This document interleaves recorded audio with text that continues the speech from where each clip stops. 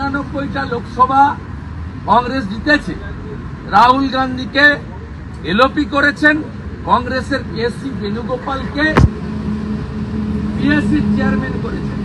এই তৃণমূল যারা পশ্চিমবঙ্গ বিধানসভায় বিজেপিদের সদস্যদের একজনকেও স্ট্যান্ডিং কমিটি করেনি, তৃণমূলকে ভারতবর্ষের শাসক দল এনডিএ দুটো স্ট্যান্ডিং কমিটি দিয়েছে, একটা দোলা সিং চেয়ারপারসন আর একটা কীর্তি আজাদ চেয়ারম্যান।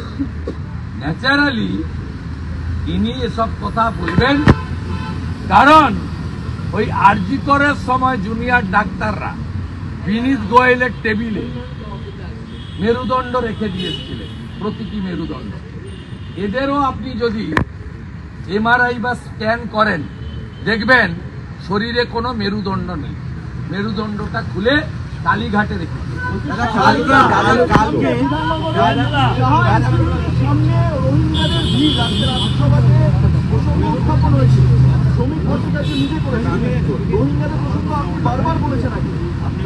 কত রোহিঙ্গার ছবি নেবেন আমার কাছে,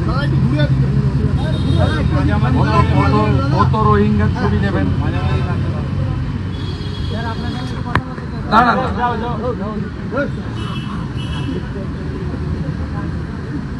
এই যে দেখুন,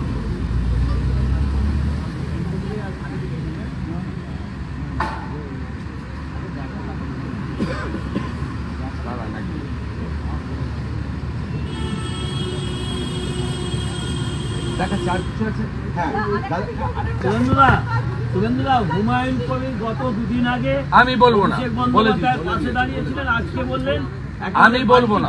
দাদা আপনার নাম না করে মুখ্যমন্ত্রী কালকে বলেছেন আপনি নাকি খাবার বন্ধ করতে গেছেন পেটটা করলে, যেটা এখতিয়ারের মধ্যে নেই।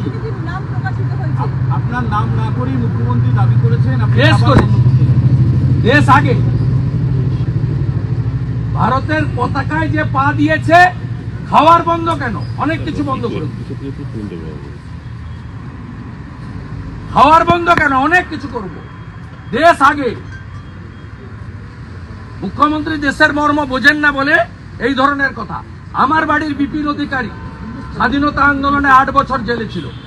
এই মুখ্যমন্ত্রী কোন পারিবারিক পাবেন না যিনি স্বাধীনতা আন্দোলনে গেছেন, উনি তার ফিলিং পাবেন কি করে? আমার মা বরিশাল থেকে এসছে 60 সালে, ওনার ফিলিং থাকবে কেন? আমার ফিলিং আছে, আমি অত্যাচার জানি। দেশের পতাকাকে যারা পা দিয়েছে, খাওয়ার বন্ধ কেন? আমি তো চিকিৎসা বন্ধের দাবি করি, একাধিক ডাক্তার সমর্থন করেছি। এই যে দেখুন রোহিঙ্গা, রোহিঙ্গা হাওড়াতে বলে ভিসা নিয়ে ঢুকেছিলাম, এখন আর ভিসা নেই। কত রোহিঙ্গা নেবেন?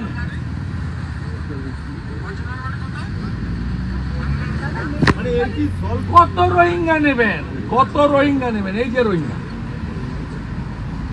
1 বছর ধরে আগে এসছে, ভিসাও নেই, কিছু নেই।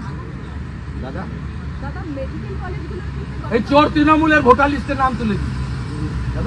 তৃণমূলের 2,75,00,000-এর মধ্যে 2 কোটি মুসলমান, আর আমাদের 2,33,27,000-এ সব হিন্দু আর জনজাতিদের।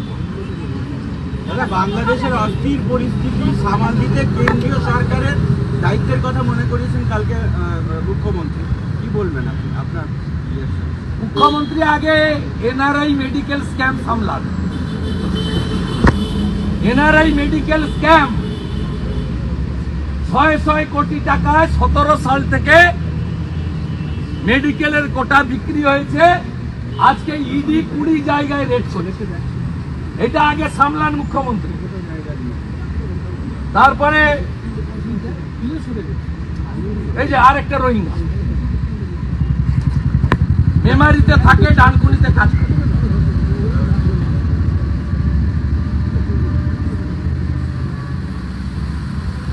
আমরা সব স্টোর করছি, এনআইএ কে দেব। আমার গুতাতে এবং সনাতনীদের গর্জনে 1 লক্ষ অবৈধ বাংলাদেশি, বৈধ বাংলাদেশি পালিয়েছে। নিউ মার্কেটের হোটেলগুলো দেখুন, বসা মাছি তাড়াচ্ছে। পালিয়েছে, বাকিটাকেও তাড়াবো। কিচ্ছু করতে হবে না, সরকার লাগবে না।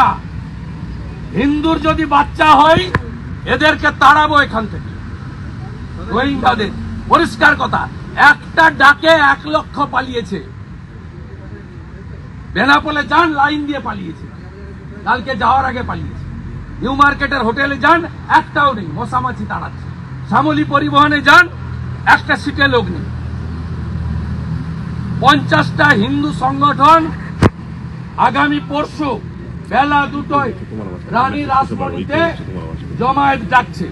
সাধু সন্ত সমাজ পশ্চিম বাংলার হিন্দুদের 2টোর সময় ধ্বজ আর জাতীয় পতাকা নিয়ে রানী রাসমণিতে আসার আবেদন করব। একটু আগেই কলকাতা হাইকোর্টের মহামান্য বিচারপতি তীর্থঙ্কর ঘোষ অনুমোদন দিয়েছেন বেলা 12টা থেকে 6টা এখানে বাংলাদেশে জাতীয় পতাকা পদদলিত করার প্রতিবাদে ভারতীয় এবং সনাতনীদের বড় জমায়েত হবে।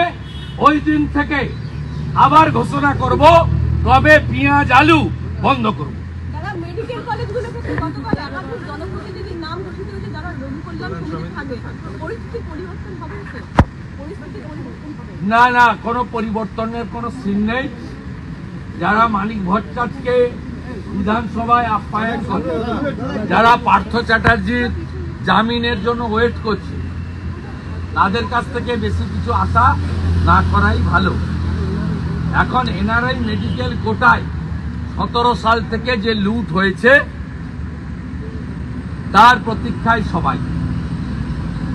ভারত সরকারের এক্সটার্নাল অ্যাফেয়ার্স মিনিস্ট্রি এনওসি পর্যন্ত জাল করে 2 কোটি 3 কোটি টাকা করে এই মেডিকেল কলেজগুলোতে এনআরআই কোটা বিক্রি করা। 17 সাল থেকে 23 সাল পর্যন্ত যারা ডিএমই ছিলেন, director of medical education, including স্বাস্থ্য সচিব রাজীব সিনহা থেকে নারায়ণ স্বরূপ নিগম, আপনারা সুটকেস আর ব্যাগ গোছান, সময় আপনাদের হয়ে গেছে। নতুন বছরটা ভালো যাবে না।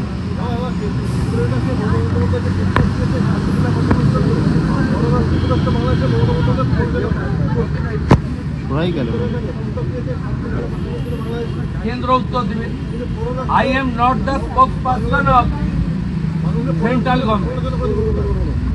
আমি এটা যাদবপুরে বলেছিলাম যে ভারতবর্ষের মতো অন্যান্য মানবিক দেশগুলি জাতিসংঘকে বলুক পিস কিপিং ফোর্স পাঠিয়ে আমাদের মন্দিরগুলো রক্ষা করুক,